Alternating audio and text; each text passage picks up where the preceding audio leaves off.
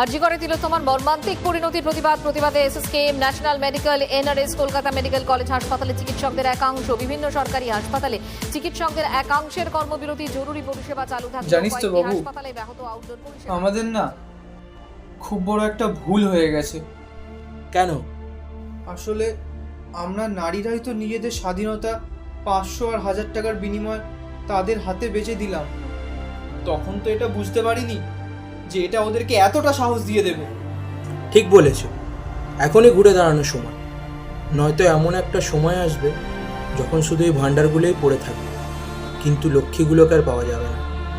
একদম ঠিক বলেছিস। আর একটা জিনিস দেখো মা, ওরা একটা মেয়ের মূল্য হিসেবে 10 লক্ষ টাকা দেবে বলছে, অথচ জাস্টিসটাই দিতে পারছে না।